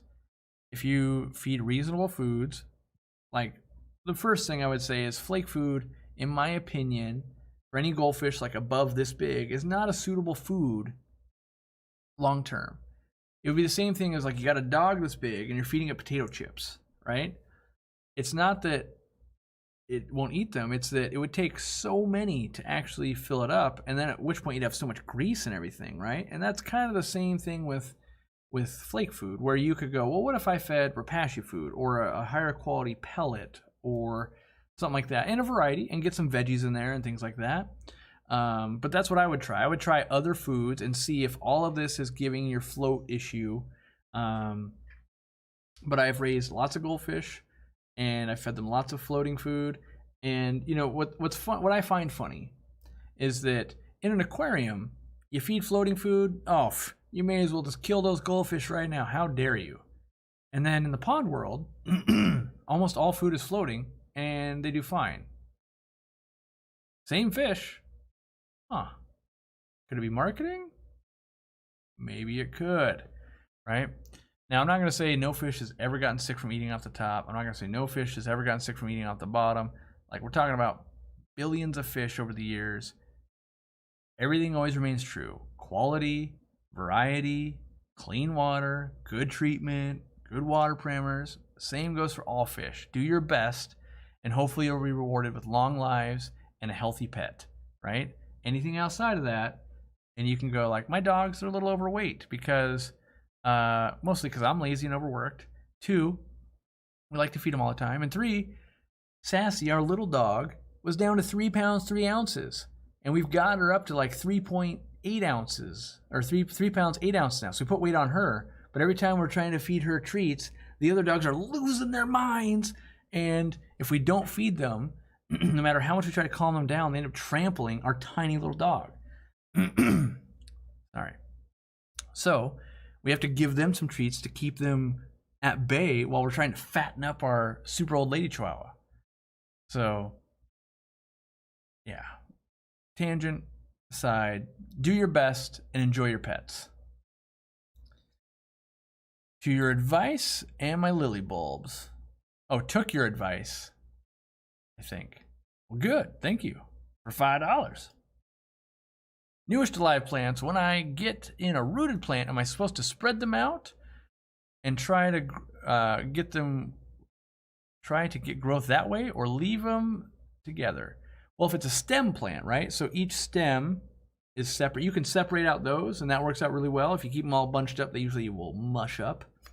If it's something like a crypt and you're asking, like, do you need to fan the roots out? No, you don't. You usually just plant them. I don't have any tweezers on my desk, of course, but normally you just plant them and then they'll start propagating themselves. Some roots might die back if it's too concentrated, but that'll fuel the food for the new roots.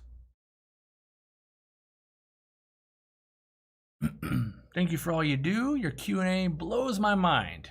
You are one-handed making the hobby better. Been watching you since I had 1 tank, now I got 12. Well, good. It's honestly, live streams, I dread doing them now. It's not because I really enjoy it. I do enjoy this time. I dread it because, how many people we got? 1,436 people watching. And no matter what I do, I know I can't help all of you. Now, that sounds sappy, but I know, let's say there's 5% of you that are actually having a fish crisis right now. You really need some guidance. You just need whatever it is. The reality is, I probably can't answer you. Like, you can super chat it, and that'll probably get you there. Then I feel guilty because it's like, well, it's a pay-to-play thing, and it shouldn't be that either. You could be a member, and maybe I missed your comment. It could be your first live stream, and you really need help, and I missed your comment. And so the anxiety of, like, not doing good enough will keep me from doing it at all, because it's like, I can't please everyone, and I don't want to let anyone down. And what if I make a mistake? You know, there's that too, where it's like, actually, now that I think about it, that might have been the wrong. I could have done that better. Maybe I should do a video about that. How do I make sure they get that info? And so that's the stressful part. It makes me not want to do it. But I actually really love interacting with you guys. I'm just always worried I didn't get to enough people. I didn't help enough people. I didn't understand a question. Like, maybe you see it in the stream where I struggle and I'm like, I'm not sure, like, they gave me $10 and I'm not sure I can honestly help with the answer here because I don't have info. Like, I genuinely feel bad about that because, you know, on one hand, I do want the money. Like, let's be honest. Money is great. Money is awesome. It helps me do what I want to do in life, right? And on the other hand, if I don't feel like I can live up to what they paid, you feel bad about it. And so if I take super chats away, then the other thing we've tried is, like, then there is no way, like, out of 1,400 people, what if you really, really need to know the answer because your fish is in trouble, but I didn't randomly pick your question, right? That's a problem too. So I haven't been able to find the right one, and it leads to a decent amount of anxiety. And so I just got to do it more, and maybe I just got to get the attitude of, like, look, I know I can't help everyone, so if I pick your question, great. If I don't, sorry, and it'll just have to be the way it is. And maybe I need to think about it more. It's like, I love the live interaction, but maybe, like, well, more people watch it after the fact than while it's live. But I think there's something to, you know, showing off my skills and keeping me sharp and learning about sheep's head minnows without knowing and doing it live, because anyone can, well, not anyone, but most people can look pretty intelligent if they got time. Like I could have, if it wasn't live, I Google, I learn a bunch, I read a few articles, and now I know all about sheep's head minnows. So I'm an expert. Instead, I don't know a single thing about that pupfish at all. But there are things you'll notice that, like, oh, you must know a lot about that, because it's been the same song and dance on that topic for the last. Well, I was looking, I saw a video because I've been analyzing stuff that's 7 years old now. I think it was my first Daphne video. I'm like, wow, I've been on YouTube for 7 years. Crazy to me. I'm fighting ick with IckX for over 2 weeks now. 12 teaspoons for 125 gallon tank daily. Only clownlicious are infected. All our fish are fine. All carbon removed. Heat is 85. Any ideas? Only 3 of the 6 loaches left. So to me personally, I don't think IckX is gonna beat this. Like, this is a great thing for the forum.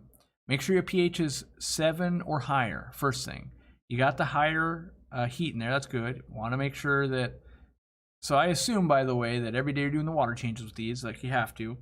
But make sure nitrates are down at basically like 0, right? Because you could still be feeding really heavy and then water changing really heavy, and you could still be quite high.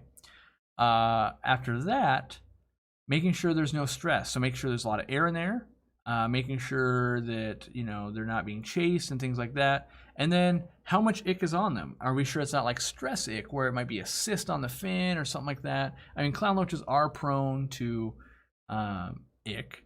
That is true. But 85 degrees typically is a right step in the a step in the right direction. 2 weeks is getting to be pretty long though. Usually with that much IckX, I don't think necessarily that it's going to get it. You might need to switch medications because maybe that's resistant to it. You might need to do some salt or something, but I'm afraid that if you keep down this path with just IckX and not changing something else, whether it's, you know, water changes or pH or whatever the other element is, like we've gone long enough now where I don't think that's going to cure it without something else changing. It would be the same thing like, Corey, you've had a cold for too long. Well, yeah, I'm working 100 hours at work, and until I get rest, my body's never going to actually fight it off, right? And so it's not that I'll never beat the cold, it's that I got to rest or I got to get out of the stress zone. And so that could be what's going on with the fish too. It could be that IckX is trying really hard, but, you know, your pH is too low, or nitrate's way too high, or there's, well, I didn't mention my Oscar's chasing them nonstop. Well, you know, if I have to run the whole time while I'm trying to recover from a cold, I'm never going to get there. So, but you could definitely post on the forum, and we could try and help diagnose. It's, you know, sometimes it's just hard, but I'm afraid that at 2 weeks with that much IckX, it's unlikely I think it's going to cure it for you. What's the best carpeting plant in my opinion? You're going to like this answer. I like crypts. I really like, if I'm going to carpet out a tank to the way I want to carpet a tank, I usually use kind of larger aquariums. I would use Crypt When Deadeye. Pick it, you know, whether it's going to be pink flamingo, whether it's going to be red, bronze, doesn't matter. It carpets out, looks well, very low maintenance, never have to trim it, looks amazingly good, and it's cheap, and doesn't have to have CO2. Like, it's so easy and looks so good. Now, that's obviously not going to be like, well, it's not like UG or pearlweed or dwarf hairgrass or Monte Carlo. I know. I'm just saying, though, you see a full crypt garden, it looks sweet, and it takes like no work, just some time. I have really high pH and I want to do a community tank, and I need to lower it. How do I lower the pH? I'm not sure you do need to lower it, but if you were going to, you would get an RO unit and mix in some of that water, or set it up with plants, and over time, don't do water changes, let the water acidify. As it breaks down waste, the water will become more acidic, and it will get in line where you want it to be. And then when you do a water change, do small ones, so you don't bring it up way too high. You kind of want it to go, like, it starts high, comes down, right zone, okay, comes down, getting a little low. Let's do a small water change. Whoop, now it's a little bit higher than it was at the prime, or at the good stage, so we're a little higher. Then it comes down, water change, whoop, a little bit high. And you want to ride that little wave forever, and the fish will probably love it. But most people, in my opinion, there is a lot of people worried about water parameters and this has got to be perfect and that's got to be perfect. The reality is it's not that it's got to be perfect. It's that it can't be way too out of range and there can't be more than one water parameter out of range. So good food, good heat, moderate hardness, moderate pH. Like if any one goes out of whack, it's not so much a problem. It's when multiple things are a problem. Like, oh, my nitrates got high, my temperature got low, my pH is too high. Like that starts stacking the odds against the fish. But the fish are really tolerant. I mean, they really can do a lot for you. Murloc mud skipper tank when? I don't know. I still want to do some mud skippers, but I haven't committed to it yet. At some point in my life, I will. Joel G donating the 99 cents from New Zealand. And knowing Joel, because I talk to him quite frequently, him giving up $1 is equivalent to someone else super chatting me like $4 million. So he would much rather invest that straight into a Kentucky Fried Chicken meal. You know what I'm saying? When can you connect our YouTube usernames and our Aquarium Co-op ordering history? I'm working on it. I just sent another email 2 days ago, actually. So as I've been working on YouTube and you already know I'm thinking about like how could I do an online club or something, I reached out to developers and I asked for a new scoping to scope the project to integrate YouTube memberships. Because I don't think there's an API. They don't make an API. Well, okay, that's nerd speak. They don't make a piece of code that will let us take all of the usernames out of YouTube because that's exploitable, right? But they do make one for YouTube members.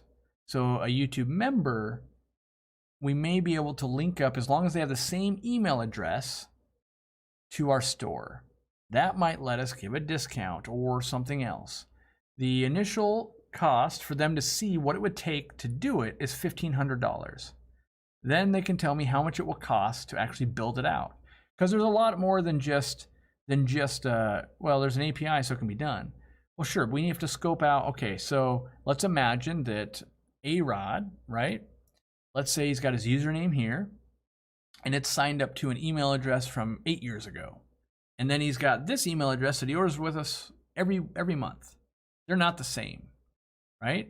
So we need to build an interface on the website that says, hey, put in your original YouTube email and be logged into your account and merge those two together, right? And then every time they place an order, make sure you run that check to make sure they're still a current member, make sure all of these things happen. So there's a lot that actually goes to it. So first, is it possible? Yes. 2, can we build out a map that is reasonable user experience for people? Then do it. Because it's obviously doable. I could say, every member, please, just tell me your email address and Candy will manually do it. She'll go nuts. And then we would have people that sign up for 1 month and cancel and get all the benefits, whatever we end up doing, with no way to check it, right? And then also it makes it unmanageable for Candy. Or we invest, we hopefully get the groundwork laid, and then it would be an automatic thing that people could take advantage whenever they wanted, as in utilize it, not take advantage of it, but utilize that system. And hopefully we could spend our time then focusing on what else could we do with it, right? So we got to see what is the full capabilities of it. Does it allow us to, can we match up names? Can we match emails? What matching aspects?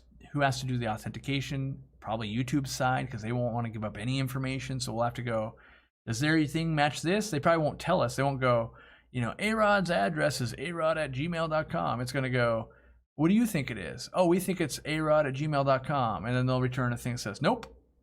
Oh, okay. Well then, with that answer, we got to ask A-Rod, what's your email? So we can submit it back. Yep, okay it is. And then we could go forward.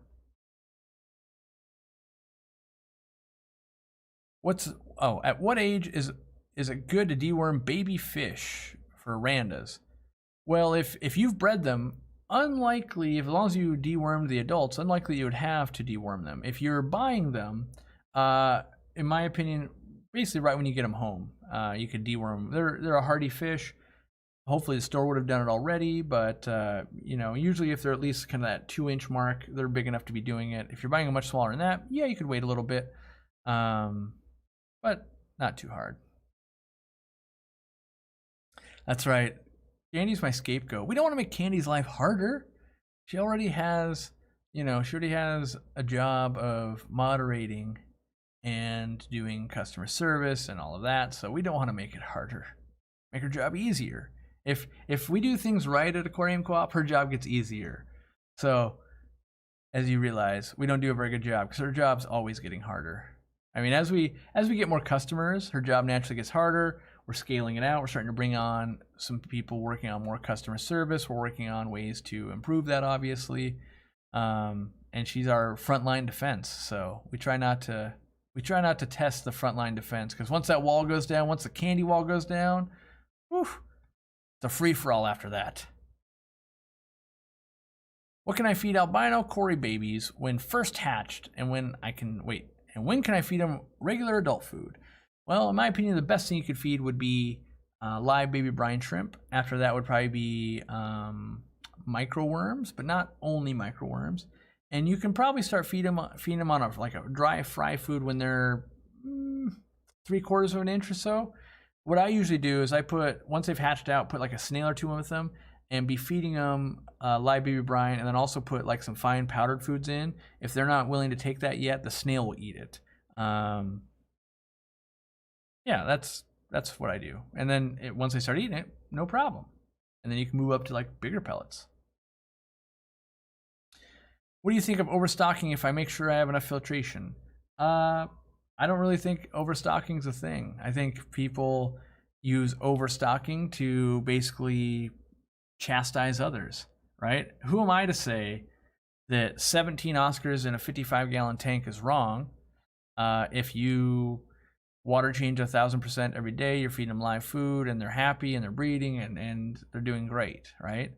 Like, I think instead, we worry about our own fish. And if you come to me and go, hey, I'm having problems, I might go, hey, I found it to be easier if I don't have 17 Oscars in a 55. I myself can do about 4 before it's like I can't keep on top of it, right? And at my store, maybe I could do 20 because we've got a team of people trying to make it work, right? So yes, do I think filtration's the answer? No. Like, if you replace Cory, what do you think of overstocking? If I really make sure I spend enough time to make sure they're always happy. If you live by that statement, yes, do it. But if I make sure I have enough filtration, no. That's, to me, it's kind of like, Cory, if I have kids and I make sure I have a lot of money, will they be raised right? No. Not necessarily, right? But if you say, Cory, I have a lot of kids, and I'm going to spend every waking moment with them to raise them to the best of my ability. Are they going to be good kids? I would say they have a great chance of being good kids. You're going to spend a lot of time. That's what it takes. Time. Spend time with those animals, and you can do things that other people won't be able to do, right? If I have 100 aquariums, and one of them's got 17 Oscars in it, and you have one aquarium with 17 Oscars in it, and you put 100 hours a week into keeping fish, and so do I, your 17 Oscars are going to be way healthier than my 17 because I got to split my 100 hours up between all of my tanks. You'll be spending it only on one. You might gravel vac it 6 times a day. And people would say, like, no one does that. I have met people that will gravel vac multiple times a day because they hate the sight of fish poop.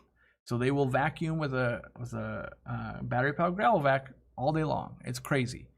Each their own, though. They enjoy that. Do it. Say my neighbor.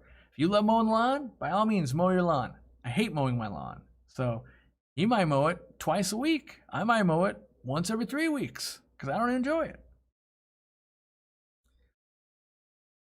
Best background plant, in my opinion, Vallisneria. Faux show. Dealt with candy on an order. Great customer service. That's what I'm talking about. Opinion on using tannins. Ooh, this is a word I don't know. Ameliorate? I know I'm butchering that word. I gotta Google to even know what that means. To ameliorate fish? What does that even mean? Let's see. It'll either tell me how I'm supposed to say it. Ameliorate. Okay. To make better or more tolerable. All right. Let me go back and read that question. Yeah, I do think it does help fish settle in because it diffuses the light a little bit. It's got some antibacterial properties to it. And I wouldn't put too much stock in it. I kind of look at it like, yeah, we're going to do that. And what else are we going to do? Because that itself's not magical, but it is a part of the system of, yeah, it dims the light, a little bit of antibacterial. We're going to make sure everything else is just right, and hopefully it'll just be happy. All right, I've been live for 2 hours.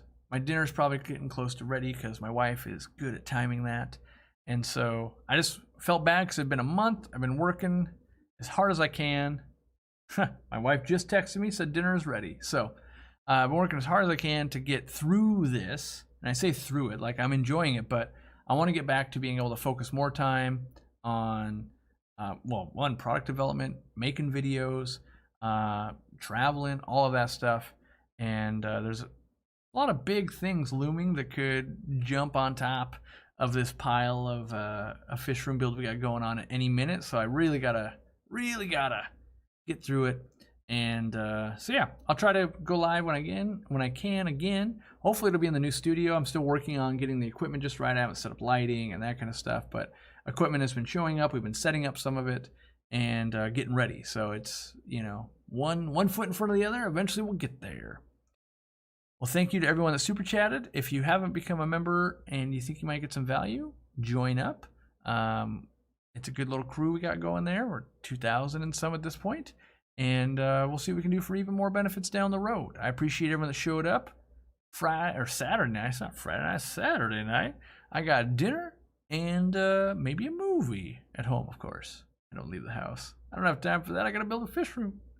All right. Enjoy whoever live streams or videos. Oh, yeah, we got a video coming out tomorrow. I highly encourage you to watch it.